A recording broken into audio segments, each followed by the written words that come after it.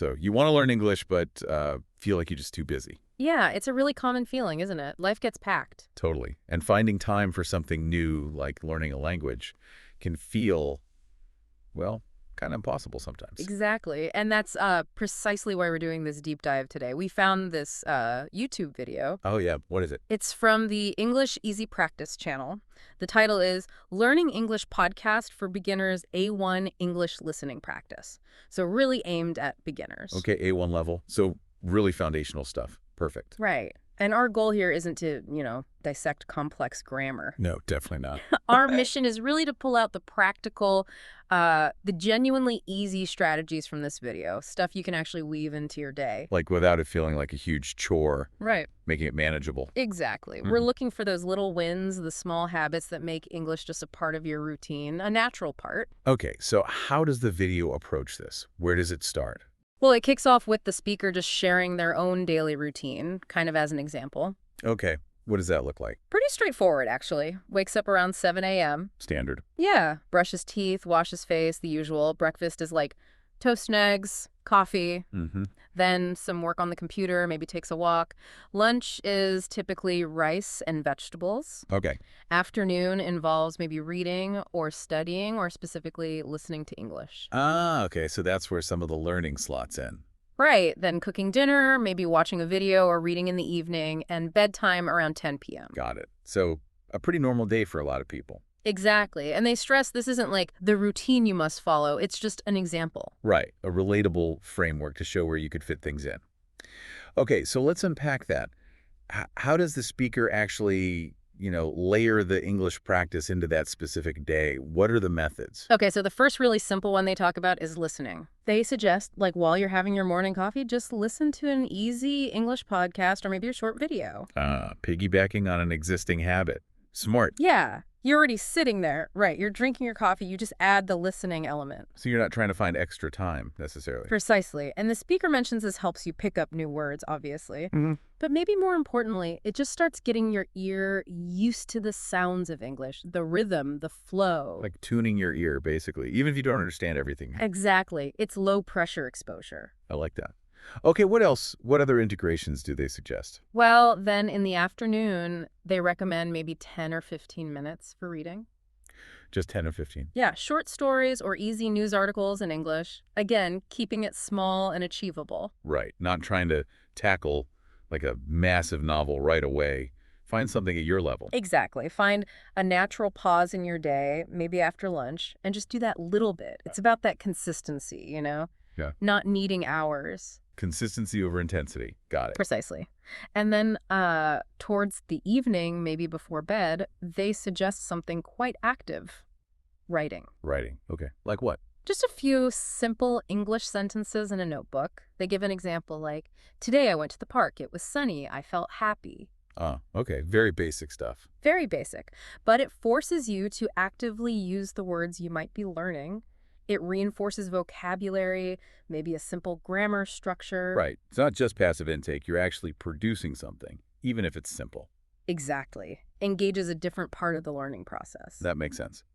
Okay, what about speaking? That's often the biggest hurdle, the scariest part for learners. Oh, yeah. They definitely address that. They really encourage you to just speak a little English every day. Even if you're alone. Especially if you're alone. They suggest talking to yourself. Really? Like narrating your actions? Kind of simple stuff like, I'm making tea now, or, okay, I'm cleaning my room. Huh.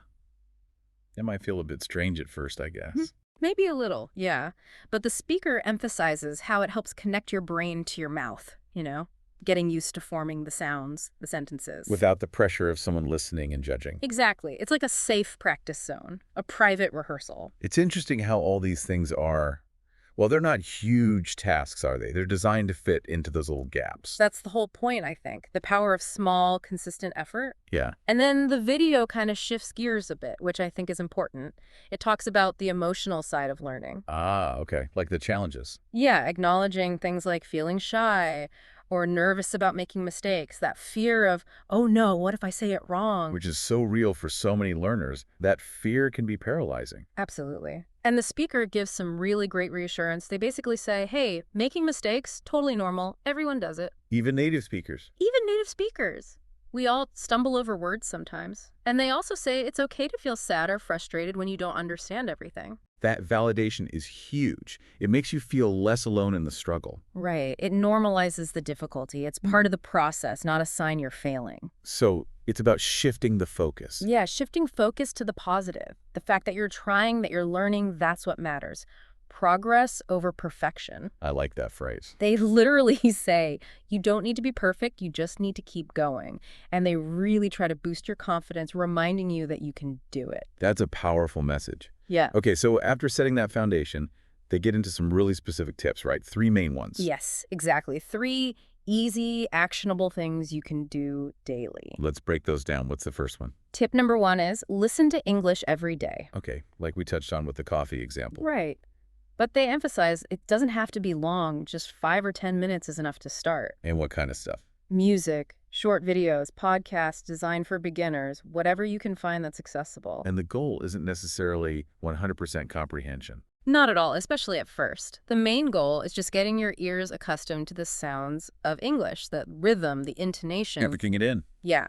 Over time, you'll naturally start understanding more, but the first step is just that exposure, like getting used to background noise that eventually becomes familiar. Okay, makes sense. Tip 1, listen daily. Even just a little. What's tip 2? Tip 2, speak a little English every day. The talking to yourself thing again. Exactly. That's the method they push. Talk to yourself about what you're doing. I am cooking dinner. It's a nice day. Simple stuff. Yep. Simple, everyday phrases, and they highlight the benefit again. Yeah. It helps your brain and mouth work together in English. Builds that coordination. Right, and the encouragement is just, don't be shy, just try it. Nobody's listening. Removes that whole performance anxiety aspect. Clever. Okay, and the third tip. Tip 3 is learn 3 new words every day.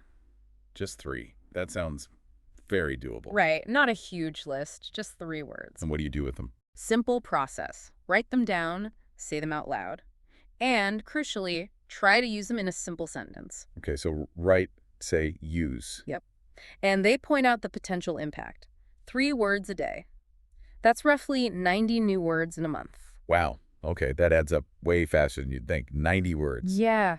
It really shows how these small, consistent actions build up.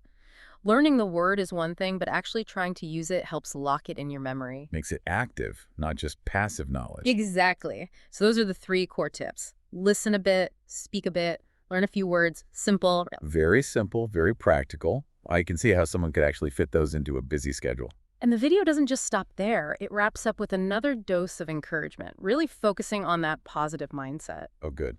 What kind of things do they say? Just really affirming stuff like you are doing a great job and, you are trying and that is amazing. That's nice to hear. Learning can feel like a slog sometimes. Totally. And they anticipate that feeling, acknowledging you might feel like progress is slow, or you might think, oh, my English isn't good. Yeah, those negative thoughts can creep in. But they counter it by saying, basically, your English is growing every day, even if it doesn't always feel like it.